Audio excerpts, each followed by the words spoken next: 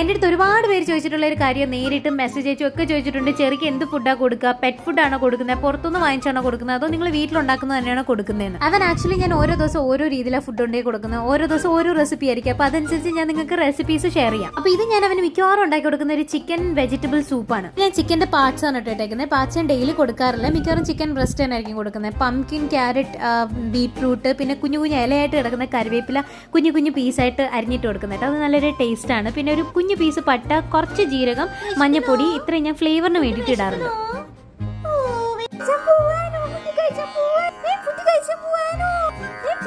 ആ ക്ലാസ്സിൽ നിന്ന് ഓടി വന്ന് അവന് ഫുഡ് കൊടുക്കാൻ വേണ്ടിയിട്ടുണ്ട്. ബാക്ക്ഗ്രൗണ്ടിൽ എൻ്റെ താൻപുരയുടെ വോയിസ് ഞാൻ കുറയ്ക്കാൻ മറന്നുപോയി. തുള്ളിക്കളിക്കണ കുഞ്ഞിപ്പുഴി എന്നെ ഇനി ഫുഡ് കഴിക്കാതെ വെറുതെ വിടത്തില്ല. അപ്പോൾ ഇതെല്ലാം ആറിയിട്ട് ഞാൻ നന്നായിട്ട് സ്മാഷ് ചെയ്തിട്ടാണ് കൊടുക്കുന്നത്. നല്ല നെയ്യുള്ള പീസായിരുന്നു. അതിനകത്തുനിന്ന് ചിക്കൻ്റെ നെയ്യ് തന്നെ ഇറങ്ങിയിട്ടുണ്ട്. നല്ല ഫ്ലേവർ ആയിട്ട് വരും. അപ്പോൾ ശരിക്കും ഭയങ്കര ഇഷ്ടമുള്ള ഒരു ഐറ്റമാണിത്. അവൻ വെള്ളം കുടിക്കാൻ ഭയങ്കര മടിയായതുകൊണ്ട് ഞാൻ മിക്കവാറും നല്ല സൂപ്പ് രീതിയിലാട്ടോ കൊടുക്കുന്നത്.